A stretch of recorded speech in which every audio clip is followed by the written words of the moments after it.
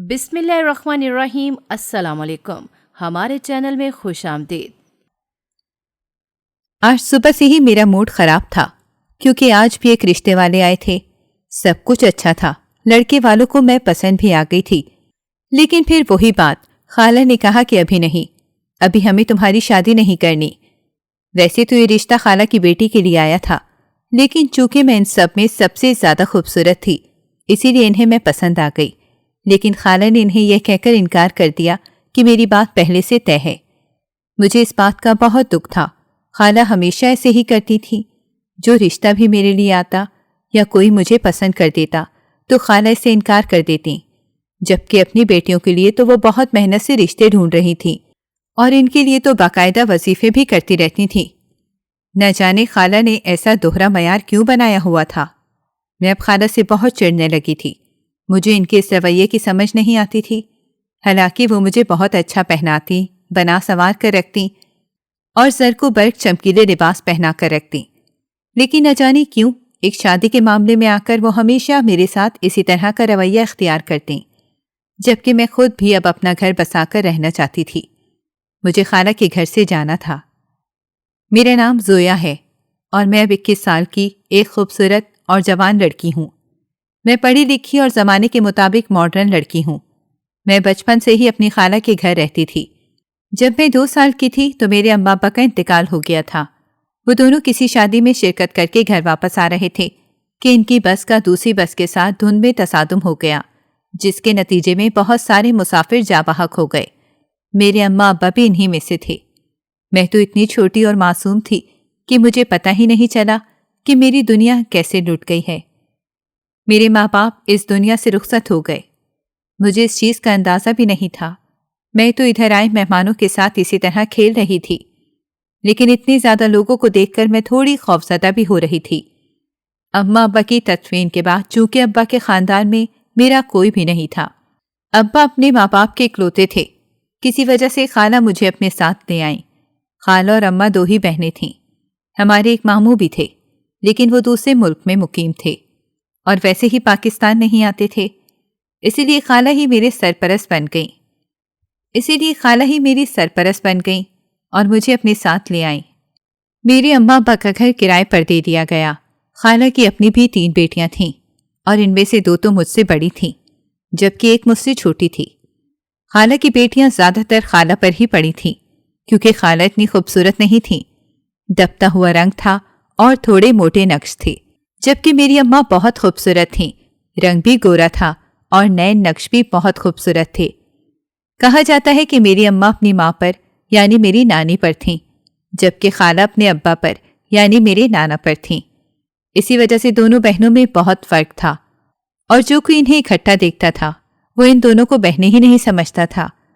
اسی وجہ سے میں اماں کے نئے نقش چرا لائی تھی، جبکہ خالہ کی 3 بیٹیاں انہی پر تھیں۔ میں ان تینوں میں بہت ممتاز لگتی۔ جو کوئی بھی مجھے دیکھتا وہ فوراً میری طرف بڑھ کر مجھے پیار کرتا اور اپنی گود میں اٹھاتا۔ بچپن سے ہی مجھے اسی طرح کی محبت اور توجہ ملی تھی۔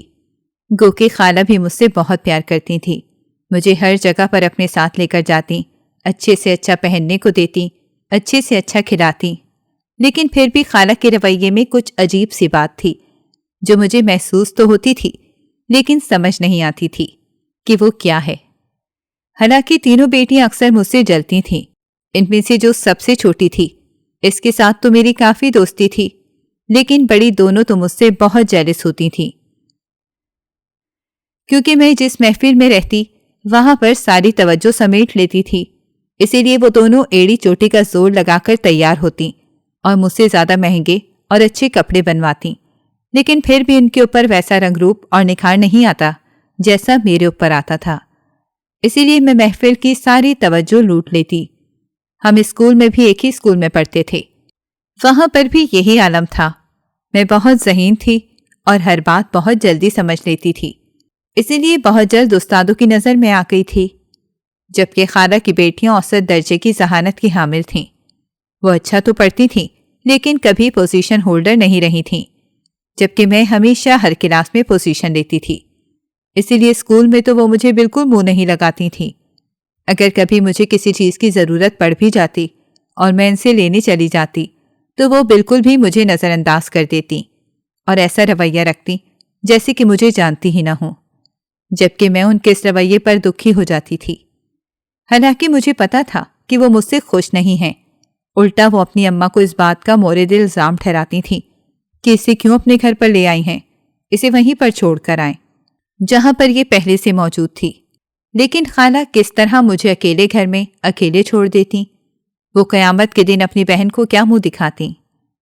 میں میٹرک میں ٹاپ پوزیشن لے کر کامیاب رہی تھی، جبکہ خالہ کی بڑی دونوں بیٹیاں اب کالج میں تھیں، لیکن ان کے نمبر مجھ سے بہت کم آئے تھے اور انہیں بھاری فیس دے کر کالج میں داخلہ ملا تھا، جبکہ مجھے میٹرک کی پوزیشن کی بدولت شہر کے جانے مانے کالج میں اسکالرشپ مل گیا اور میں اس معاملے میں بہت خوش قسمت رہی۔ خالہ بھی میری کامیابی پر بہت خوش تھیں اور اسی سلسلے میں انہوں نے خاندان کے سب لوگوں کو مدعو کر کے گھر پر ایک دعوت کا اہتمام کیا تھا۔ سب لوگ میری اس کامیابی پر بہت خوش تھے اور میرے امی ابا کو یاد کرتے رہے۔ بہت سے لوگوں کا یہی کہنا تھا کہ خوبصورتی اور ذہانت میں اپنی ماں پر پڑی تھی۔ میں یہ سارے توصیفی کلمات اپنا حق سمجھ کر وصول کر رہی تھی اور اپنے ماں باپ، جن کو صرف میں نے تصویروں میں ہی دیکھا تھا، یاد کر کے رو رہی تھی۔ وہاں پر دعوت میں خالہ نے مجھے میکسی بنوا کر دی تھی۔ میرا بہت شوق تھا مون لائٹ کی میکسی بنواؤں اور رنگ بھی سنہرا ہو۔ خالہ نے میری یہ خواہش پوری کی۔ خالہ کی بیٹیوں نے بھی میرے تقابل میں مختلف رنگوں میں مون لائٹ کی میکسیاں بنوائیں، لیکن جو نکھار مجھ پر آیا تھا ان میں سے کسی پر بھی نہیں آیا۔ جبکہ چھوٹی بیٹی نے تو بے ساختہ میری بہت تعریف کی اور کہا، زویا آپی، آج تو آپ پہچانی ہی نہیں جا رہی، ایسا لگ رہا ہے جیسے چاند زمین پر اتر آیا ہو۔ اس کی تعریف پر میں مسکراتی۔ وہ مجھ سے ایسی ہی محبت کرتی تھی، جبکہ بڑی دونوں بیٹیاں تو مجھے منہ بھی نہیں لگا کر راضی تھیں۔ یہ تقریب بہت اچھی ثابت ہوئی۔ سب نے مجھے بہت ڈھیر سارے تحفے تحائف دیے، جبکہ خالہ کی دونوں بڑی بیٹیوں کا جل جل کر برا حال تھا۔ وہ باقاعدہ اپنی ماں سے لڑ پڑی تھیں اور کہنے لگیں کہ آپ نے آخر گھر میں یہ تقریب کیوں رکھی؟ اگر وہ پوزیشن لیتی ہے تو آپ کو اس میں کیا فائدہ ہے؟ آپ نے کیوں اس کے لیے اتنی بڑی دعوت کا اہتمام کیا؟ لیکن خالہ نے انہیں ڈانٹ کر چپ کروا دیا اور یہی کہا کہ وہ بھی میری بیٹی ہے، اس لیے تم لوگ اس طرح کے معاملات میں اپنی رائے کا اظہار مت کیا کرو اور اپنی پڑھائی پر توجہ دو، تاکہ کل کو تم بھی اس کی طرح ہی پوزیشن حاصل کر سکو اور اچھے نمبروں سے پاس ہو سکو۔ لیکن وہ دونوں پھر بھی بڑبڑاتی رہیں اور آتے جاتے مجھ پر طنز کی بارش کر دیتی رہیں۔ میں نے ہمیشہ سے نظر انداز ہی کرتی رہی تھی، کیونکہ خالہ کی بے لوث محبت کے آگے مجھے ان دونوں کا یہ رویہ بالکل نہیں چبھتا تھا۔ حالانکہ ہم ایک ہی گھر میں رہتے تھے، لیکن وہ دونوں مجھ سے الگ ہی 1.5 اینٹ کی مسجد بنا کر بیٹھی رہتی تھیں۔ میں نے شروع میں خالہ سے بہت بار ان دونوں کی شکایت کی، لیکن خالہ بھی مجھے یہی کہتی تھیں کہ وہ تمہاری بڑی بہنیں ہیں، اگر تمہیں کچھ کہہ بھی دیتی ہیں تو تم دل بڑا کر لو اور ان کی باتیں خاموشی سے سن لیا کرو، آہستہ آہستہ وہ خود بھی سمجھ جائیں گی۔ لیکن خالہ نے سب کو سہولت سے منع کر دیا۔ ان کا کہنا تھا کہ ابھی مجھے زویا کی شادی نہیں کرنی، کیونکہ زویا بھی ابھی آگے پڑھنا چاہتی ہے اور کسی مقام پر پہنچنا چاہتی ہے، اسی لیے میں بھی اس کی شادی نہیں کر سکتی۔ حالانکہ ان سب نے بہت اصرار کیا اور کہا کہ زویا اپنی مرضی سے شادی کے بعد بھی پڑھ سکتی ہے، ہماری طرف سے کوئی روک ٹوک نہیں ہوگی۔ لیکن خالہ نے منع کر دیا اور کہا کہ شادی کے بعد اور بہت ساری ذمہ داریاں سر پر آ جاتی ہیں، اسی لیے ابھی اس معاملے کو رہنے دیں۔ وہ لوگ بھی پیچھے ہٹ گئے اور خاموش ہو گئے، جبکہ خالہ نے اپنے منہ سے ان سے کہا تھا کہ اگر میری دونوں بیٹیوں میں سے کسی کا رشتہ منظور ہے تو لے لو، لیکن وہ سب رشتے میرے لیے ہی آئے تھے اور وہ مجھے ہی اپنی بہو بنانا چاہتے تھے۔ حالانکہ اس آفر کے جواب میں انہوں نے بھی منع کر دیا۔ خالہ کی بیٹیوں کے عجیب و غریب رویے اکثر مجھے ٹینشن میں مبتلا کر دیتے۔ ایک دن اسی طرح خالہ کی ایک بیٹی کے ساتھ میری جھڑپ ہو گئی۔ وہ میرے کپڑے پہن کر مجھ سے پوچھے بغیر اپنی دوست کی طرف چلی گئی۔ میں نے جب اپنے کپڑے پہنے سے دیکھا تو مجھے بہت غصہ آیا اور میں نے خالہ سے اس بات کی شکایت کر دی، لیکن خالہ کہنے لگی کہ کوئی بات نہیں، تم لوگ ایک دوسرے کے کپڑے پہن لیا کرو، اس میں کوئی حرج نہیں، اور ایک دوسرے کے ساتھ اس طرح کی نیکی کر دینی چاہیے، کچھ نہیں ہوتا، اگر اس نے تمہارے کپڑے پہن لیے تم بھی اس کے پہن کر جا سکتی ہو۔ خالہ نے تو جیسے اپنی بیٹی کی ہی سائڈ لی۔ پھر مجھے اس بات پر بہت غصہ آیا۔ میں اس بات کے جواب میں خالہ کو بہت کچھ کہنا چاہتی تھی، لیکن پھر خاموش ہو گئی، کیونکہ خالہ آخر ان کی ماں تھیں اور انہیں اپنی بیٹیوں کے مزاج کا بہتر اندازہ تھا۔ میٹرک کے بعد میں شہر کے جانے مانے کالج میں آ گئی۔ یہاں پر لڑکے اور لڑکیاں اکٹھے ہی پڑھتے تھے اور وہ سب کے سب کافی امیر گھروں سے آتے تھے۔ خالہ نے ہمیشہ مجھے بھی اچھا پہنایا، لیکن یہاں آ کر تو مجھے ایسا لگتا تھا جیسے میں کوئی بہت پینڈو اور آؤٹ آف فیشن کپڑے پہنتی ہوں۔ لڑکیوں اور لڑکوں کے نت نئے پہناووں کو دیکھ کر میں حیران ہوتی تھی اور یہی کہتی تھی کہ نہ جانے یہ اتنے اچھے اچھے کپڑے کہاں سے خریدتے ہیں، اور جب میں ان کپڑوں کی قیمتوں کو دیکھتی تو ہزاروں کا سن کر چپ کر جاتی۔ اپنے طور پر میں نے بھی اپنے لیے کچھ نئے کپڑے بنوائے تھے اور وہ سب کے سب مجھے بہت برے لگ رہے تھے، لیکن میرا دھیان تو مکمل پڑھائی کی طرف تھا۔ اسی وجہ سے میں نے کلاس میں کسی سے بھی ہائی ہیلو نہیں کی۔ تقریباً 1 ماہ کے بعد جب ہماری کلاس کے انچارج نے ہماری کلاس کے 5 گروپس بنائے، جن میں ہر گروپ میں 6 افراد تھے، جس میں سے 3-4 لڑکے اور 2-3 لڑکیاں تھیں۔ میں بھی ایک ایسے ہی گروپ کا حصہ بن گئی۔ میرے گروپ میں ابھی 3 لڑکے اور 3 لڑکیاں تھیں۔ ہم لوگ کمبائن سٹڈی کرتے اور مختلف طرح کے پروجیکٹ پر مل کر کام کرتے ہیں۔ چونکہ میں ان سب میں سب سے زیادہ ذہین تھی، اسی وجہ سے ہمیشہ میری رائے کو اولویت دی جاتی اور میں جو کہتی اسے مانا جاتا۔ اسی طرح آج کل ہمیں ایک پروجیکٹ ملا ہوا تھا جس کے اوپر ہم نے دن رات ایک کیے ہوئے تھے۔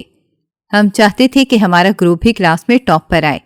اس پروجیکٹ کو لے کر مجھے خود بہت زیادہ امیدیں تھیں۔ اب میں یہی چاہتی تھی کہ ہم بھی یہ پروجیکٹ بہترین ڈیزائن کریں اور پھر ہماری امیدیں اور محنتیں رنگ لے آئیں۔ میں اس پروجیکٹ کو لے کر جیت گئی۔ ہمارے گروپ کو بیسٹ گروپ کے ایوارڈ سے نوازا گیا اور آئندہ آنے والے کافی پروجیکٹس میں بھی ہمیں ساتھ شامل کیا گیا۔ ہماری انجینئرنگ کی یونیورسٹی تھی، اسی وجہ سے کام بھی اسی کے متعلق تھا۔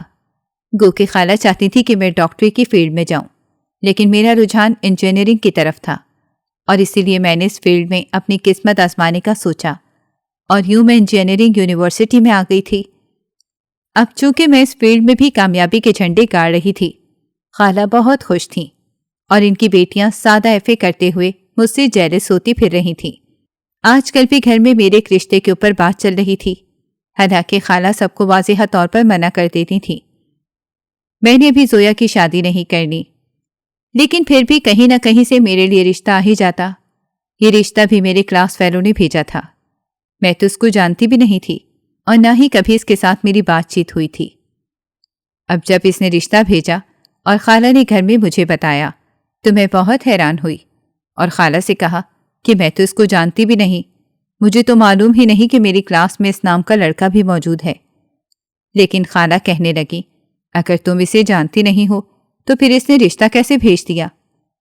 میں خود اس بات پر حیران تھی اور اگلے ہی دن کالج جا کر اس لڑکے سے ملنے گئی۔ وہ ایک عام سا سادہ سا لڑکا تھا، آنکھوں پر چشمہ لگایا ہوا تھا اور جس کی بدولت وہ ذہین لگ رہا تھا۔ ہلکی ہلکی بڑی ہوئی شیو اور معصوم سا چہرہ تھا۔ میں نے اس سے متاثر ہوئے بغیر اس سے پوچھا، تم نے گھر پر میرا رشتہ بھیجا تھا؟ وہ پہلے تو گڑبڑا گیا اور پھر کہنے لگا، ہاں میں نے بھیجا تھا، مجھے تم پسند ہو، میں تم سے شادی کرنا چاہتا ہوں، اسی لیے اپنے ماں باپ کو تمہارے گھر بھیجا تھا، کیونکہ مجھے پتا تھا کہ اگر میں تم سے ڈائریکٹ یہ بات کروں گا تو تم کبھی بھی اس بات کے لیے راضی نہیں ہوگی، اسی لیے میں نے تمہارے گھر والوں سے بات کرنا بہتر سمجھا۔ اس لڑکے نے نظریں جھکائے ہوئے جواب دیا، لیکن میں نے اسے کہا کہ تمہیں پہلے مجھ سے بات کرنا چاہیے تھی، تم مجھے جانتے بھی نہیں ہو، میرے ماضی کے بارے میں اور میرے گھر والوں کے بارے میں تمہیں کچھ خبر نہیں، پھر تم نے اتنا بڑا فیصلہ کیسے لے لیا؟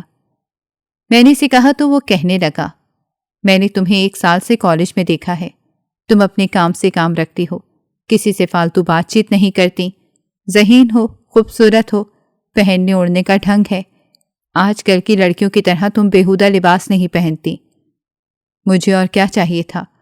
تم میرے آئیڈیل پر پورا اترتی تھی، اسی لیے میں نے اپنے گھر والوں کو تمہارے گھر بھیجا تاکہ جلد سے جلد تمہارے ساتھ رشتہ پکا کر لوں۔ مجھے پتا ہے کہ تم ڈگری مکمل ہونے تک شادی نہیں کرو گی، میں تب تک انتظار کروں گا۔ اس لڑکے نے کہا تو میں خاموش ہو گئی اور چپ چاپ وہاں سے ہٹ آئی۔ مجھے پتا تھا کہ خالہ کبھی بھی اس رشتے کے لیے حامی نہیں بھریں گی، اور وہی ہوا۔ میں جیسے ہی کالج سے گھر آئی تو خالہ کہنے لگیں، تم نے اس لڑکے سے بات کی تھی؟ میں نے خالہ کو ساری بات بتا دی تو وہ کہنے لگیں، اچھا کیا تم نے، میں نے ویسے بھی اس کے ماں باپ کو فون کر کے منع کر دیا ہے، مجھے ابھی تمہاری شادی نہیں کرنی ہے۔ خالہ نے کہا تو میں خود پھر سے الجھ گئی، آخر خالہ اسے کیوں کہتی ہیں؟ ہمیشہ وہ یہی بات کرتی ہیں اور یہی کہتی ہیں کہ مجھے ابھی تمہاری شادی نہیں کرنی۔ میں بھی اپنی ہی سوچوں میں مگن تھی کہ اچانک خالہ پھر مجھ سے کہنے لگیں، زویا تمہاری اسکن کتنی خراب ہو رہی ہے اور منہ پر دانے بھی بن رہے ہیں، جب سے تم اس انجینئرنگ کے چکروں میں پڑی ہو اپنا بالکل خیال نہیں رکھتی ہو۔ چلو یہ پیسے پکڑو اور آج پارلر کا چکر لگا کر آؤ، فیشل مینیکیور پیڈیکیور سب کچھ کروا کر آؤ اور تمہیں ایک دم فریش نظر آنا چاہیے۔ خالہ نے مجھے ہزار کے کافی نوٹ پکڑائے۔ میں حیرانی سے خالہ کی طرف دیکھتی رہ گئی اور پھر خاموشی سے وہ پیسے پکڑ لیے۔ خالہ کے کہنے پر میں نے جب غور کیا تو واقعی اس وقت میری اسکن بہت خراب ہو رہی تھی۔ میں نے بھی فوراً پارلر جانے کا ارادہ کر لیا اور خالہ کی چھوٹی بیٹی کو لے کر پارلر چلی آئی۔ فیشل، مساج، ہیئر کٹنگ اور ساری سروسز لے کر جب میں گھر پہنچی تو میرا چہرہ انتہائی تر و تازہ اور خوبصورت لگ رہا تھا۔ میں اس وقت بہت فریش نظر آ رہی تھی کہ بے ساختہ خالہ نے میری تعریف کی، جبکہ خالہ کی دونوں بڑی بیٹیاں ایک دم جل گئیں۔ انہیں اس طرح دیکھ کر مجھے بہت خوشی ہوئی۔ میں خود کو آئینے میں دیکھ کر خوش ہو رہی تھی۔ ویسے تو میں خوبصورت تھی اور رنگ بھی بہت گورا تھا، لیکن ذرا سا بھی منہ پر کچھ لگا لوں تو اور زیادہ رنگت سفید ہو جاتی اور چہرہ چمکنے لگتا۔ خالہ خود بھی میرے لیے بہت سارے گھریلو ٹوٹکے آزماتی رہتی اور میرے چہرے پر نہ جانے کیا کیا لگاتی رہتی۔ کبھی بیسن میں دہی مکس کر کے اس کا لیپ لگا رہی ہیں تو کبھی مالٹوں کے چھلکے سکھا کر اس کا ماسک لگا رہی ہیں۔ میں حالانکہ خالہ کے ان ٹوٹکوں سے چڑ جاتی تھی، لیکن ان ٹوٹکوں سے مجھے بہت فرق پڑتا تھا۔ میں ایک دم سے نکھر جاتی تھی اور اب بھی آج پارلر کا چکر لگا لینے سے مجھے بہت فرق پڑا تھا۔ میری کالج میں اب اینول فنکشن آ رہا تھا۔ مجھے یوں تو اتنا کوئی شوق نہیں ہوتا تھا، لیکن اب چونکہ میں وہاں کی انتظامیہ میں شامل تھی اور اپنی کلاس کی طرف سے نمائندگی کر رہی تھی تو میرا جانا ضروری تھا۔ خالہ نے فنکشن کی مناسبت سے مجھے بہت اچھا لباس تیار کروا کر دیا تھا۔ سیاہ رنگ کا لباس کے اوپر چھوٹے چھوٹے سلور ستارے لگے ہوئے تھے اور ایسا لگ رہا تھا جیسے رات آسمان کے اوپر ستارے نکل آئے ہوں۔ میں نے جب وہ لباس پہنا تو آئینے میں خود کو دیکھتی رہ گئی۔ سیاہ رنگ ویسے بھی میرا پسندیدہ تھا اور پھر مجھ پر جچتا بھی بہت تھا، اور اب بھی ایسا ہی ہوا۔ فنکشن میں ہر کسی نے میری تعریف کی اور جس لڑکے نے میرے لیے رشتہ بھیجا تھا وہ مجھے شکوے بھری نگاہوں سے دیکھتا رہا اور میں خواہ مخواہ اس سے نظریں چراتی رہی۔ انکار تو خالہ نے کیا تھا، میں یوں ہی شرمندہ ہوتی رہی۔ اس رشتے میں یوں تو کوئی برائی نہیں تھی، لیکن اب خالہ کو کون سمجھاتا، اور میں خالہ کے فیصلے کے آگے ہمیشہ سر جھکا دیتی تھی۔ آج کا فنکشن بہت اچھا رہا تھا اور میں بہت خوش تھی کیونکہ سب نے میری بہت تعریف کی تھی، اور اپنی تعریف کسے بری لگتی ہے؟ میں تو ویسے بھی ہر طرف سے تعریف وصول کرنے کے لیے ہی آئی تھی۔ سالانہ فنکشن کے بعد کچھ دن کی چھٹیاں ہو گئیں اور میں آج کل فارغ تھی، گھر پر ہی رہتی تھی۔ انہی دنوں خالہ نے مجھے اپنی بیٹی کے رشتے کے بارے میں بتایا اور کہا کہ کل وہ لوگ دیکھنے کے لیے آ رہے ہیں، تم دعا کرنا کہ اس کا رشتہ پکا ہو جائے اور کوشش کرنا کہ ان کے سامنے مت آنا، ورنہ شاید وہ تمہیں پسند کر جائیں اور اس کا رشتہ ہوتے ہوتے رہ جائے۔ مجھے خالہ کی بات بہت عجیب لگی، اپنی بیٹیوں کے لیے اتنی فکر مندی، اور میرا کوئی رشتہ ابھی تک قبول ہی نہیں کیا۔ لیکن میں چپ ہو گئی اور یہی کہا کہ ٹھیک ہے، جیسے آپ کی مرضی۔ اگلے دن خالہ کی بیٹی کے رشتے کے لیے کچھ لوگ گھر پر آئے۔ خالہ نے ان کے لیے خاص اہتمام کیا ہوا تھا، جبکہ میں اپنے کمرے میں ہی بند رہی۔ نہ جانے خالہ نے ان سے کیا بہانہ کیا اور کیا نہیں، لیکن میں اپنے کمرے میں ہی موجود رہی۔ مجھے نہیں پتا کہ اس رشتے کا کیا بنا، اور نہ ہی میں نے خالہ سے اس کے بارے میں کوئی بات کی۔ میرا خیال تھا کہ اگر رشتہ پکا ہوگا تو خالہ خود ہی بتا دیں گی، لیکن میری حیرت کی انتہا نہ رہی جب میں نے گھر میں زرق برق لباس دیکھے۔ خالہ سے جب اس بارے میں پوچھا تو کہنے لگیں، بڑی کی بات پکی ہو گئی ہے، اس کی منگنی کی رسم ہے، تم بھی اپنے لیے کوئی لباس منتخب کر لو۔ میں حیرانی سے خالہ کی طرف دیکھتی رہ گئی۔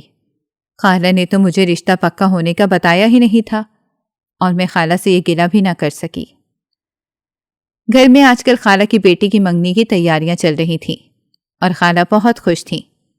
خالہ کو دیکھ کر مجھے عجیب سا احساس ہوتا۔ میرے لیے خالہ نے ایسی کوئی خوشی نہیں چاہی تھی، اور اب اپنی بیٹی کے لیے کیسے تیاریاں کر رہی تھیں۔ اور پھر وہ دن بھی آ گیا جس دن اس کی منگنی تھی۔ خالہ نے کافی اچھا انتظام کر رکھا تھا اور ہر چیز بہترین تھی۔ لڑکا بھی ٹھیک تھا، سرکاری ملازم تھا، اور خالہ کے مطابق اس میں ہر وہ خاصیت تھی جو خالہ کو اپنے داماد میں چاہیے تھی۔ میں بالکل رسمی طور پر منگنی میں شریک ہوئی۔ کچھ دیر کے بعد میں گھر واپس آ گئی تھی، لیکن جتنی دیر بھی میں منگنی میں شامل رہی، سب لوگ میری تعریف کرتے رہے اور مجھے سراہتے رہے۔ یہاں تک کہ خالہ کی بیٹی کے سسرال والے بھی بار بار آ کر میرے بارے میں پوچھتے۔ خالہ نے چونکہ پہلے مجھے ان سے نہیں ملوایا تھا، اب بھی تعارف کروایا تھا، تو اس لیے وہ بہت حیران ہو رہے تھے اور خالہ سے گلہ کر رہے تھے کہ پہلے تو آپ نے اپنی یہ بیٹی ہمیں دکھائی ہی نہیں۔ لیکن خالہ انہیں یہی کہتی رہیں کہ یہ کم ہی کسی سے ملتی ہے اور زیادہ گھلتی ملتی نہیں۔ اسی وجہ سے میں جلد ہی واپس آ گئی تھی۔ چونکہ مجھے صبح یونیورسٹی بھی جانا تھا اور میرا ایک بہت اہم اسسمنٹ بھی تھا جو میں نے تیار کر کے جمع کروانی تھی۔ اس کا کافی کام باقی تھا۔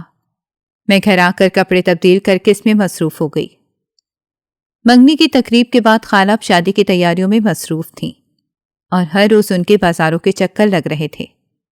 خالہ کی زبانی ہی مجھے معلوم ہوا تھا کہ وہ لوگ جلد شادی کے خواہش مند ہیں، اسی لیے خالہ نے ان سے 2 ماہ کا وقت لے کر شادی کی تیاریاں شروع کر دی تھیں۔ میں اپنی پڑھائی میں بری طرح مصروف تھی، اسی لیے ایک بھی دن خالہ کے ساتھ بازار نہیں گئی۔ خالہ نے مجھے حالانکہ بہت بار کہا، کیونکہ وہ چاہتی تھی کہ میں اپنی مرضی کے کپڑے خرید لوں، لیکن میں نے خالہ کے اوپر ہی سب کچھ چھوڑ دیا۔ یونیورسٹی سے میں تھکی ہاری 4 بجے تک آئی تھی اور اس کے بعد کچھ دیر آرام کر کے پھر اپنے اسسمنٹ اور دیگر کاموں میں مصروف ہو جاتی، اور پھر رات تک مجھے فرصت ہی نہ ملتی۔ اسی لیے میں نے اپنی مصروفیت دیکھتے ہوئے خالہ سے کہہ دیا کہ آپ خود شادی کی تیاریاں کر لیں، اور جہاں تک ممکن ہو سکا میں آپ کے ساتھ شامل ہو جاؤں گی، لیکن ابھی میں بہت مصروف ہوں۔ خالہ کو بھی شاید میری پڑھائی کی مصروفیت کا اندازہ ہو گیا، اسی لیے وہ چپ ہو گئیں اور اکثر اپنی بیٹیوں میں سے کسی ایک کو ساتھ لے کر تیاریاں کرنے نکل جاتی۔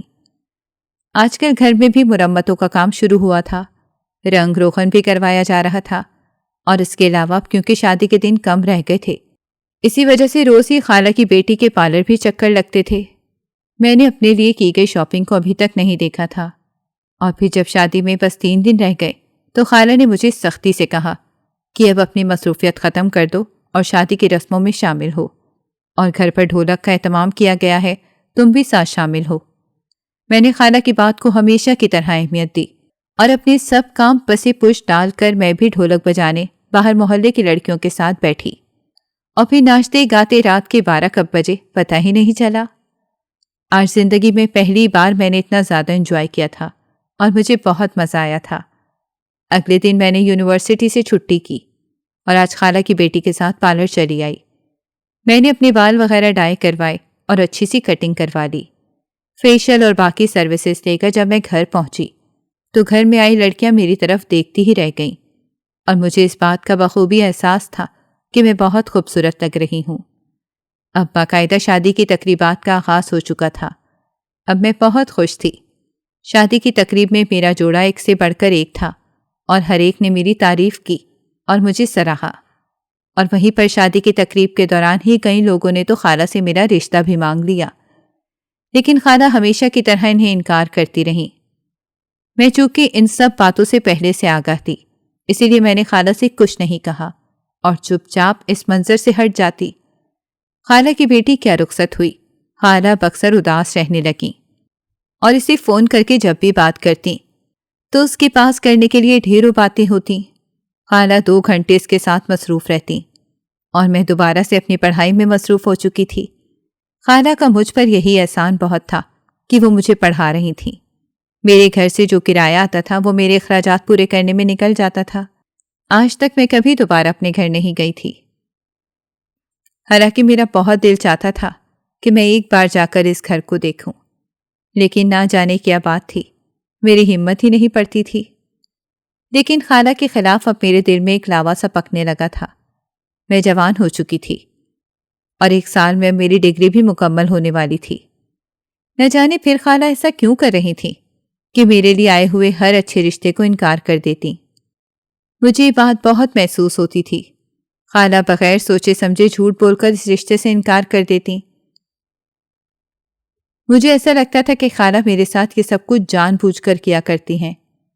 انہیں شاید میرے گھر کا لالچ ہے اور وہ مجھے کہیں پر بھی آنا نہیں چاہتی۔ لیکن پھر میں یہ سوچتی کہ خالہ کا تو کوئی بیٹا بھی نہیں ہے جو خالہ مجھے اس سے بیاہ کر اس گھر میں رکھ لیتی، اور پھر انہیں میرے مکان کا لالچ ہوتا۔ مختلف سوچیں دماغ میں گھومتی رہتی ہیں اور مجھے خالہ کی اس حرکت کی کوئی سمجھ نہیں آتی۔ حالانکہ میں بھی خود بھی شادی نہیں کرنا چاہتی تھی، لیکن بہت سارے رشتے ایسے تھے جو بہت اچھے تھے اور لوگ اپنی بیٹیوں کو وہاں بیانے کی خواہش مند ہوتے تھے۔ لیکن خالہ نے ان رشتوں کو بھی بغیر سوچے سمجھے انکار کر دیا، اور اسی لیے مجھے یہ بات کھٹکتی تھی۔ اب جب سے خالہ کی بیٹی کی شادی ہوئی تھی، خالہ اس کے لیے تھوڑا اداس رہتی تھیں اور اب دوسری بیٹی کا رشتہ ڈھونڈنے لگی تھیں، بلکہ اسے بھی کہتی کہ اپنے سسرال میں کوئی اچھا سا رشتہ دیکھو۔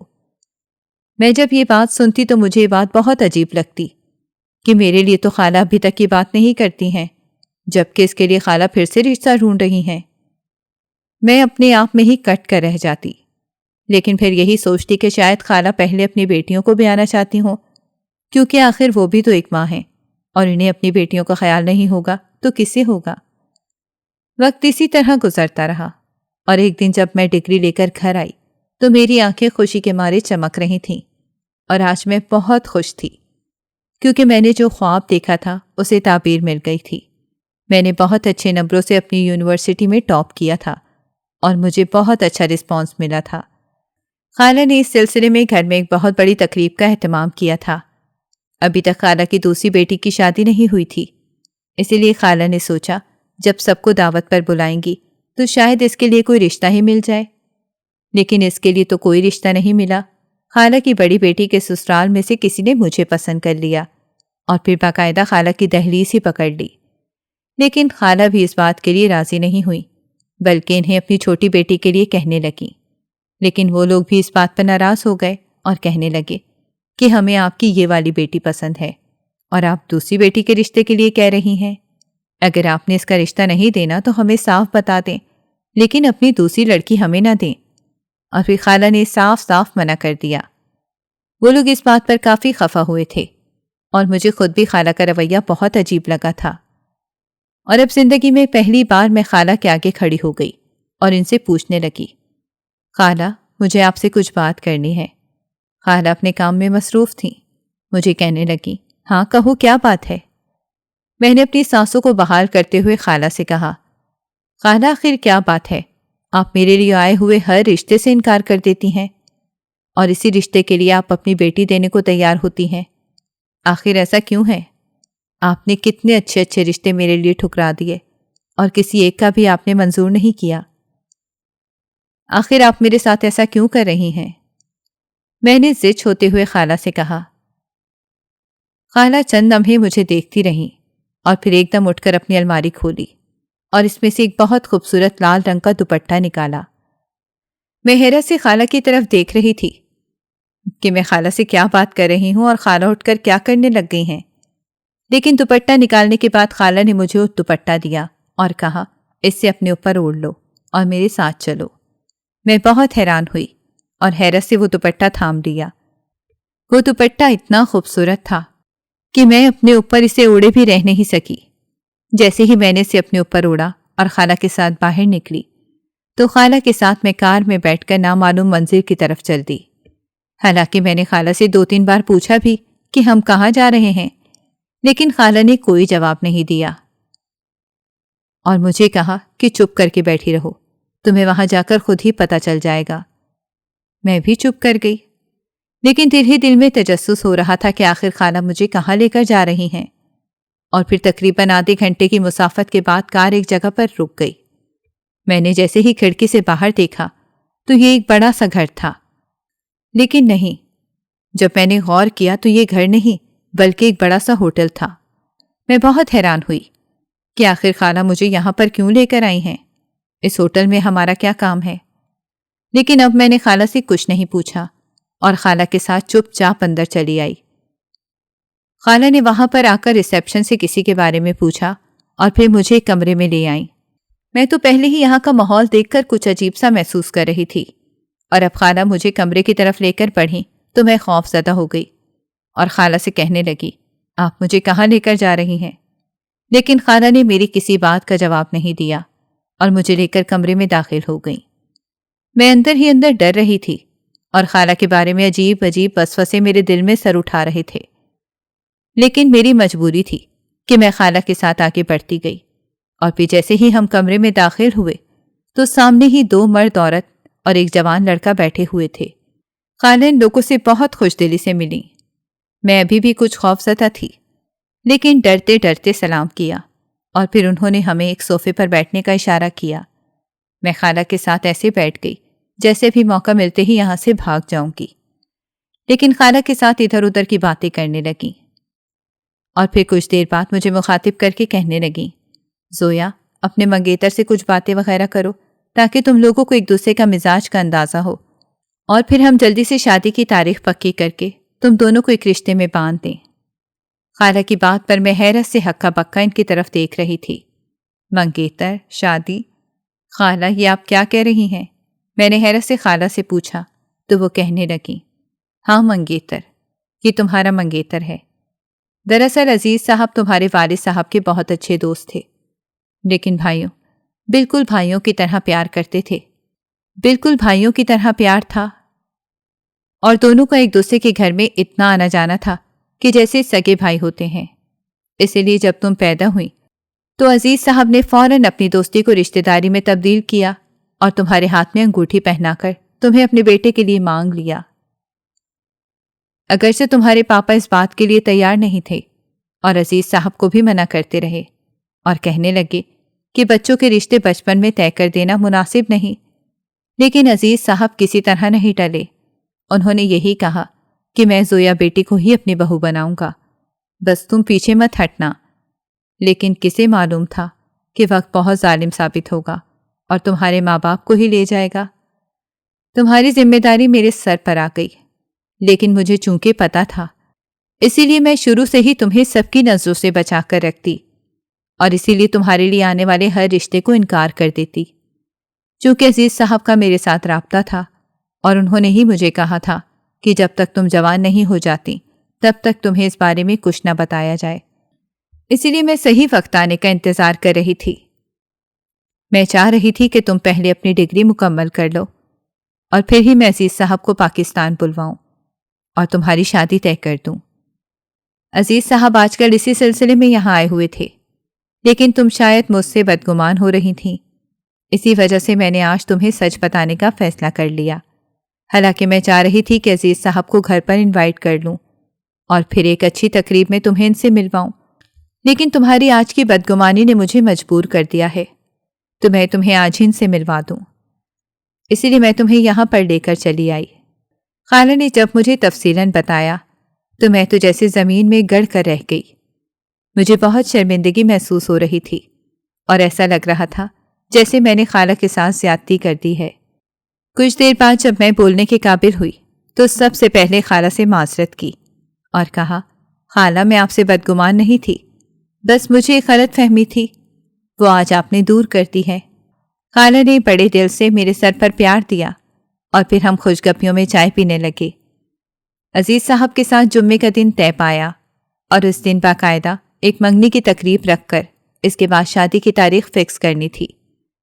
ایک دم اللہ تعالیٰ نے مجھے اتنا نواز دیا کہ میں حیران رہ گئی۔ گھر آ کر میں نے سب سے پہلے گلے لگ کر خالہ کا شکریہ ادا کیا اور ان سے اپنی شرمندگی کا اظہار کیا۔ خالہ نے بھی کھلے دل سے مجھے معاف کر دیا، اور اب آج میری منگنی کی تقریب تھی۔